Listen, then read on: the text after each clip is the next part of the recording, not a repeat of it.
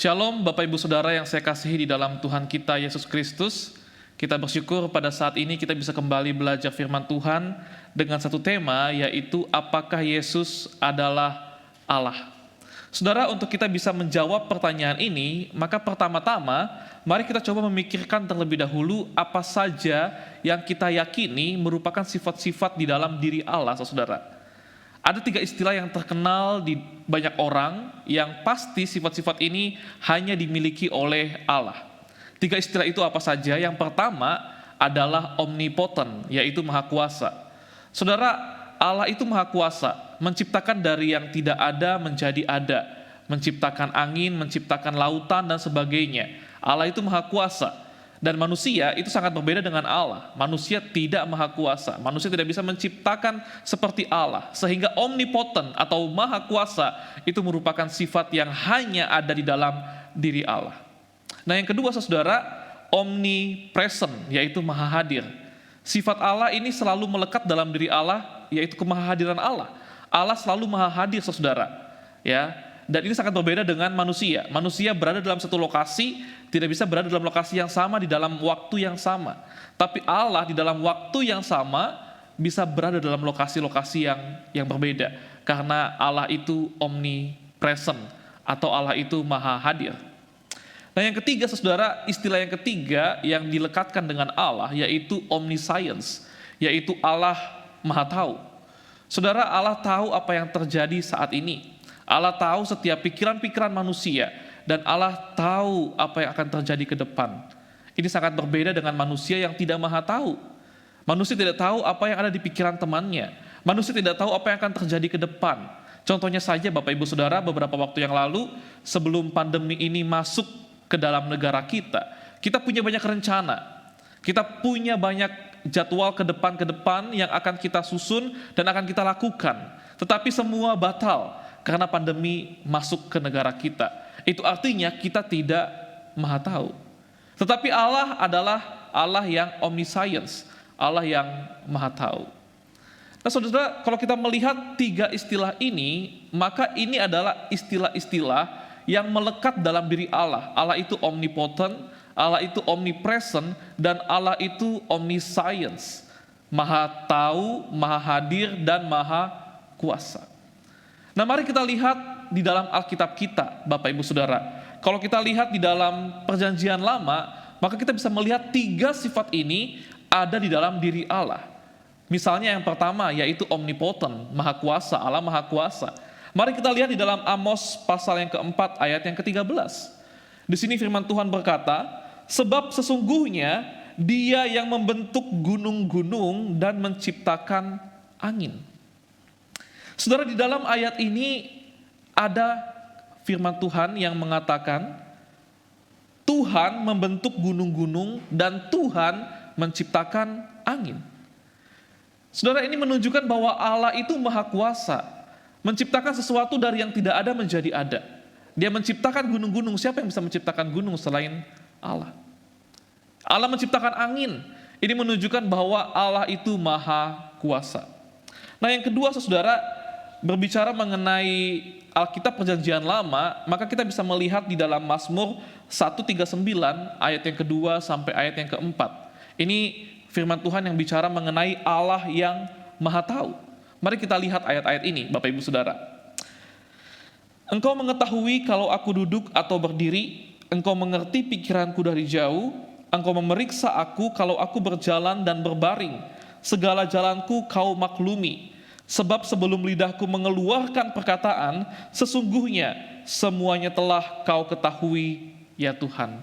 Saudara-saudara, di dalam ayat ini kita bisa melihat bahwa firman Tuhan di dalam Perjanjian Lama mengajarkan Allah yang kita sembah itu adalah Allah yang maha tahu. Pemazmur menyadari hal itu, sehingga pemazmur di dalam Mazmur 139 mengatakan tadi, aku duduk, aku berdiri, Tuhan tahu. Ya, bahkan Tuhan mengerti, Tuhan tahu pikiran kita. Nah, saudara, ini istilah yang kedua, yaitu omniscience, yang kita lihat di dalam Perjanjian Lama. Dan kemudian yang ketiga, yaitu omnipresent, Allah maha hadir. Ini bisa kita lihat di dalam Mazmur 139 ayat yang ke-7. Firman Tuhan berkata, "Kemana aku dapat pergi menjauhi rohmu? Kemana aku dapat lari dari hadapanmu?" Saudara, firman Tuhan di dalam Mazmur 139 ayat 7 ini mengajarkan kepada kita bahwa pemazmur sadar pada saat itu, roh Tuhan, Allah itu ada di mana-mana. Allah itu maha hadir. Sehingga pemazmur tidak bisa menjauhi Tuhan. Pemazmur berkata, "Dari mana? Kemana aku dapat pergi menjauhi rohmu? Kemana aku dapat lari dari hadapanmu?" Di sini pemazmur sadar bahwa Tuhan maha hadir dan dia tidak bisa menjauh dari Tuhan. Nah, Bapak Ibu Saudara yang saya kasih di dalam Tuhan, di sini kita sudah melihat ada 3 istilah atau 3 sifat Allah yang Perjanjian Lama ajarkan kepada kita, ya, yaitu Allah Maha Kuasa, Allah Maha Hadir, dan Allah Maha Tahu. Dan Perjanjian Lama juga mengajarkan kepada kita satu sifat, saudara, yang hanya dimiliki oleh Allah, tidak dimiliki oleh makhluk hidup yang lain, termasuk manusia. Yaitu apa? Yaitu mengampuni dosa. Saudara, kita lihat di dalam Mazmur 32 ayat yang ke-5. "Dosaku kuberitahukan kepadamu dan kesalahanku tidaklah kusembunyikan. Aku berkata, aku akan mengakui kepada Tuhan pelanggaran-pelanggaranku dan Engkau mengampuni kesalahan karena dosaku." Firman Tuhan di dalam ayat ini mengajarkan kepada kita bahwa Tuhan mengampuni dosa. Saudara, di sini kita bisa melihat, ya, Perjanjian Lama mengajarkan 4 sifat Allah, yaitu Allah itu maha tahu, Allah itu maha hadir, Allah itu maha kuasa, dan Allah itu mengampuni dosa. Nah, setelah kita mengetahui hal ini, Bapak Ibu Saudara, mari kita lihat Tuhan Yesus. Mari kita lihat pribadi Yesus. Apakah pribadi Yesus mempunyai 4 sifat ini, Bapak Ibu Saudara? Jikalau Yesus mempunyai 4 sifat ini, maka Yesus adalah Allah. Dan kenyataannya memang Yesus memiliki sifat-sifat ini. Mari kita lihat beberapa ayat Alkitab terkait mengenai sifat-sifat ini. Yang pertama, saudara, mari kita lihat di dalam Matius 8 ayat yang ke-26. Firman Tuhan berkata, "Ia berkata kepada mereka, 'Mengapa kamu takut, kamu yang kurang percaya?' Lalu bangunlah Yesus menghardik angin dan danau itu, maka danau itu menjadi teduh sekali." Saudara, di dalam ayat ini firman Tuhan mengajarkan kepada kita bahwa Yesus adalah pribadi yang maha kuasa. Mengapa? Karena di dalam ayat ini Yesus sedang menghardik badai yang begitu besar. Murid-murid ketakutan akan badai ini. Saudara, tindakan Yesus yang Yesus lakukan dengan menghardik badai, dengan menenangkan danau pada saat itu adalah tindakan Allah di dalam Perjanjian Lama. Oleh karena itu tidak heran jikalau ketika Yesus melakukan hal tersebut, kemudian murid-muridnya itu sangat-sangat ketakutan. Kenapa? Karena murid-muridnya sadar apa yang Yesus lakukan itu hanya dapat dilakukan oleh Allah yang maha kuasa. Nah, di sini kita bisa melihat sifat di dalam diri Yesus, Bapak Ibu Saudara, bahwa Yesus itu omnipotent. Yesus maha kuasa. Nah, yang kedua, saya ingin kita melihat sifat Yesus yang omniscience atau maha tahu. Mari kita lihat di dalam Yohanes 1 ayat yang ke-48, Bapak Ibu Saudara. Di sini firman Tuhan mengatakan, kata Natanael kepada Yesus, "Bagaimana engkau mengenal aku?" Jawab Yesus kepadanya, "Sebelum Filipus memanggil engkau, aku telah melihat engkau di bawah pohon ara." Saudara, ini sebuah ayat harus kita lihat dari konteksnya, ya. Jadi ada sebuah cerita, sebuah kisah di dalam ayat-ayat sebelumnya, di mana Filipus memanggil Natanael untuk datang kepada Yesus. Dan kemudian Yesus mengatakan, sebelum Filipus memanggil Natanael, Yesus sudah melihat Natanael di bawah pohon ara. Yesus tahu bahwa Natanael berada di bawah pohon ara sebelum Filipus memanggil Natanael. Nah, di sini kita bisa melihat, Bapak Ibu Saudara, ada satu sifat di dalam diri Yesus, yaitu Yesus maha tahu. Dia tahu keberadaan Natanael di bawah pohon ara sebelum Filipus pergi ke tempat Natanael dan mengajak dia bertemu dengan Yesus. Nah, yang ketiga, saudara, sifat yang saya ingin kita lihat di dalam diri Yesus yaitu omnipresent, kemahahadiran Allah. Mari kita lihat di dalam Matius 28 ayat yang ke-20. Firman Tuhan mengatakan, dan ajarlah mereka melakukan segala sesuatu yang telah kuperintahkan kepadamu, dan ketahuilah aku menyertai kamu senantiasa sampai akhir zaman. Saudara, ayat ini jelas mengajarkan kepada kita bahwa Yesus menyertai kita sampai kepada akhir zaman.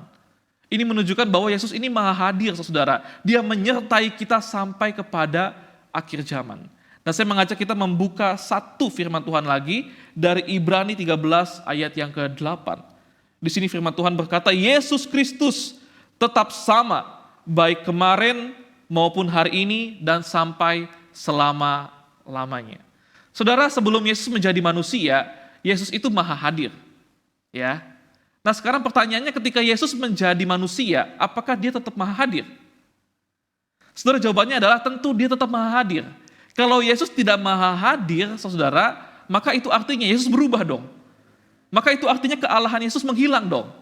Tidak, Bapak Ibu Saudara.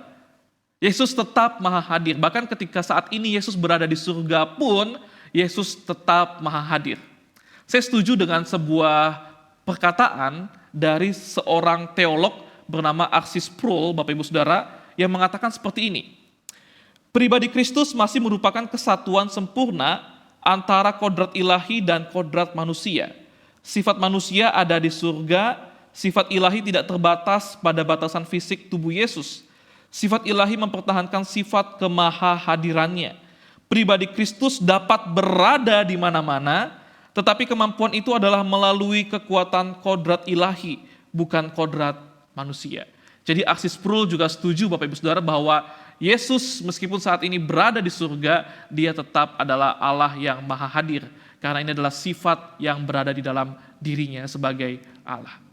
Nah, saudara-saudara, yang berikutnya yaitu Yesus juga punya kemampuan untuk mengampuni dosa. Kita lihat satu ayat, saudara ya, dari Markus 2 ayat yang ke-5. Di sini firman Tuhan berkata, ketika Yesus melihat iman mereka, berkatalah ia kepada orang lumpuh itu, "Hai anakku, dosamu sudah diampuni." Saudara, kita bisa melihat nanti di dalam konteks ayat ini bahwa ada orang-orang Farisi ahli Taurat yang marah ketika Yesus melakukan atau mengatakan hal ini. Kenapa? Karena ini sepertinya bagi mereka Yesus sedang menghujat Allah. Tetapi inilah sifat Yesus. Inilah kemampuan Yesus. Yesus bisa mengampuni dosa. Nah, saudara, dari sini kita bisa melihat bahwa Yesus memiliki 4 sifat yang dimiliki Allah, yaitu Allah maha tahu, maha hadir, kemudian maha kuasa dan mengampuni dosa. Dan 4 sifat ini ada di dalam diri Yesus. Sehingga kita sungguh-sungguh bisa yakin bahwa Yesus memang adalah Allah. Alkitab mengajarkan hal itu, bahwa Yesus adalah Allah. Nah, mungkin terakhir Bapak Ibu Saudara, terakhir yang ingin saya bagikan kepada Bapak Ibu Saudara adalah fungsi atau peran kealahan Yesus bagi kita. Apa fungsinya kealahan Yesus bagi kita? Apa perannya kealahan Yesus itu bagi kita, saudara? Ada beberapa poin yang ingin saya bagikan kepada kita mengenai hal ini. Yang pertama, kealahan Yesus itu menjadikan Yesus sebagai juru selamat yang sempurna. Saudara, ketika Adam dan Hawa jatuh ke dalam dosa, maka semua manusia itu berdosa. Dan upah dosa adalah maut, saudara. Keterpisahan dengan Allah selama-lamanya. Sehingga jikalau kita orang berdosa ingin lepas dari hukuman dosa, maka harus ada yang menggantikan kita. Yang menggantikan kita itu harus manusia juga, saudara. Kenapa? Karena kita yang ditebus, kita yang digantikan. Harus manusia juga. Tetapi manusia yang menggantikan kita itu tidak bisa manusia yang sembarangan. Manusia yang menggantikan kita adalah harus manusia yang suci, yang kudus, dan tidak berdosa. Saudara, coba kita lihat di dalam dunia kita saat ini. Sepanjang sejarah, Bapak Ibu Saudara, tidak ada manusia yang tidak berdosa. Semua manusia sepanjang sejarah itu berdosa, Bapak Ibu Saudara. Itu berdosa. Kecuali hanya Yesus yang tidak berdosa. Saudara bisa lihat ya, ketika Yesus berada di persidangan atau peradilan Pilatus ketika ingin disalibkan, di situ Pilatus sadar, Bapak Ibu Saudara, bahwa Yesus ini adalah orang benar. Ya. Bahkan ketika Yesus berada di atas kayu salib, ada prajurit yang hendak menusukkan panahnya kepada perut Yesus gitu ya. Dia juga mengakui bahwa sungguh Yesus ini adalah anak Allah. Sehingga di sini kita bisa melihat, Bapak Ibu Saudara, bahwa Yesus adalah pribadi yang tidak berdosa.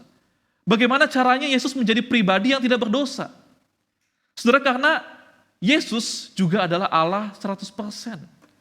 Dan Yesus ada di dalam dunia ini, itu bukan hasil hubungan seksual antara ayah dan ibu.